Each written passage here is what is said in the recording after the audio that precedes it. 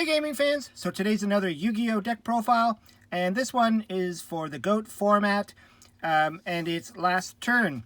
So just in case you're not familiar with the GOAT format, because I do a bunch of different, I do modern decks, but I also do GOAT formats and other types of formats, and I know every once in a while I'll get a comment saying that certain cards are banned.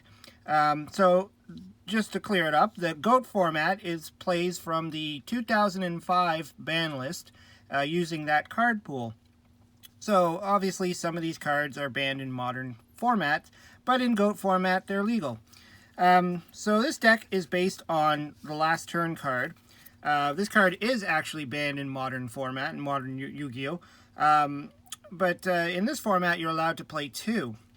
And so this deck pretty much just relies on getting this card out and then activating it, and you win when you have Jalgan the Spiritualist out on the field. So if you're not familiar with last turn, this card can only be activated during your opponent's turn when your life points are 1,000 or less. Select one monster on your side of the field and send all other cards on the field and in their respective owner's hands to the respective graveyards.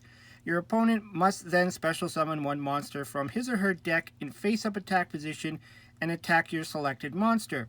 Any battle damage from the battle is treated as 0. The player whose monster remains alone on the field at the end phase of this turn wins the duel. If in any other case results in a draw. So essentially what you're doing is you're going to have your monster on the field, your opponent's going to have their monster on the field, they both battle it out, and whoever's monster is still alive wins the duel. But in this case, our monster is going to be Jalgan the Spiritualist. You randomly discard one card from your hand to the graveyard to destroy all special summon monsters. That's part of his effect. The part that counts for this deck is, in addition, as long as this card remains face up on the field, no monsters can be special summoned. So you pretty much want him on the board with last turn, and you win. Because your opponent can't special summon while he's on the field. So anyways, let's get to the build. And I'll explain the options. So we got 3 of the Jalgan the Spiritualist. Obviously you need him on the field to win. Because you don't really play anything really big in this deck. I mean, you could try and have like a really big monster and hope your opponent doesn't play anything bigger. But this just kind of is part of the combo. Then we'll have 2 Shining Angels.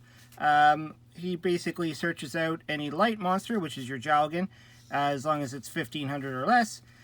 So I put 2 in there because it's critical to get this guy onto the field as fast as possible when you want to pull off your combo. Then we got 3 of the Cat of Ill Omen. So this card is going to get your traps to your hand, which are very important in this deck. So when he flips, you select a trap from your deck and place it on top of your deck. If Necro Valley is active on the field, you get to add it to your hand instead, which we do play in this build. Then I put in 2 Deslocota. These are just for draw power, because we do play some stall in this deck. So every time you flip this card up, you get to draw a card, and then you can flip him face down again. You don't want him to get attacked because he's really weak. He's only 600 defense. But, if you can stall the field, you can draw some pretty good cards from him. Then we got 1 Morphing Jar, again, just for draw power. Like if you draw your opening hand, it's pretty awful, and you got your Morphing Jar, well, you're going to try and get his effect off, and then get a whole new hand of cards. And 1 Sangan, again, just for search. You could search out your Jalgan, you could search out a Morphing Jar if you need it, whatever you need. Then because we are playing Necro Valley in this deck, I put in 3 Gravekeeper Spy. Even on his own, still a good card. 2,000 defense, summons another Gravekeeper when he's flipped up, and just 1 Gravekeeper's Guard. This might help you deal with some problematic monsters. This will probably be your only out, or one of your only outs, if your opponent actually summons Jinzo, because he would be really bad against this deck. If your opponent has Jinzo on the field, you're kind of in trouble. So for the spells, we have 2 Upstart Goblin. Self-explanatory, just to thin the deck out a bit, draw some cards. And of course, Pot of Greed and Graceful Charity, more draw cards. It's pretty standard in almost every GOAT deck. I haven't seen one that doesn't run these. Here's the Necro Valleys. Again, this is for your Cat of Ill Omen and your Gravekeepers. Necro Valley just prevents your opponent from targeting the graveyards and banishing cards from the graveyard. So if they're playing Chaos, they're going to have a hard time if they can't get rid of Necro Valley. Then for some spell cards, we have Level Limit, Area B, and Messenger of Peace. I don't know if it's better to go with 2 Messenger of Peace or 2 Level Limits. I think, you know, Level Limit might be able to help you get around Jinzo as well. But you know, Messenger of Peace, it does drain your life, which is something that's important in this deck because last turn can only be activated when you have 1,000 or less life. So Messenger of Peace might help with that. And then we got 2 Giant Trunades, just in case you need to clear the field before you set your card. You know, you set your last turn or whatever. You know, just to help get your combo through.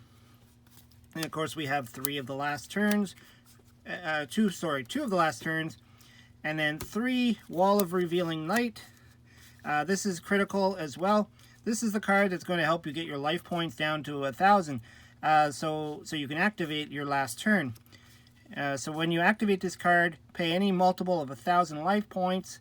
None of your opponent's monsters with attack equal to or less than the life points you paid can attack. So if you're at 8,000 life, you're going to pay 7,000 to get yourself down to 1,000 for last turn's effect.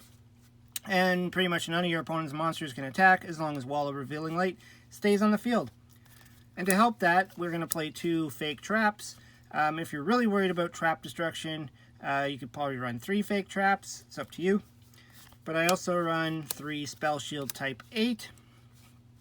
So Spell Shield is pretty much like a magic jammer, but you don't have to discard if they target a monster that's face down. So a lot of your face down stuff is really good. It'll stop Nobleman of Crossout and stuff like that. And of course, the last card, another important card in this deck, is the 3 Solemn Judgments. These are going to actually not only protect your cards from your opponents like MSTs and whatnots they might have at you, and you can negate the Jinzo summon if they try to summon Jinzo, because he doesn't actually hit the field, he gets negated. You know, whatever you need to. And of course, this also helps with your life. Now, like I said, the Wall of Revealing Light will help you get your life points down to 1,000, but there are other ways of doing it. If you don't draw your Wall of Revealing Light, I mean, you could use your Solemn Judgments to half your life, and you can also just have your monsters attack into your opponent's monsters to get yourself down to that level of your life points being at 1,000 or less. That's a little bit more complicated because you don't know what your opponent's going to summon, and you know, you got some pretty small monsters in this build. I mean, he's got 1,000 attack, 1,200, 700, so you know, it's a little bit riskier doing it that way. But if you really had your combo pieces in your hand and you're ready to go off with your last turn, then you're going to have to get your life points down there, and that's just the way it would work. Anyways, yeah, that's the build.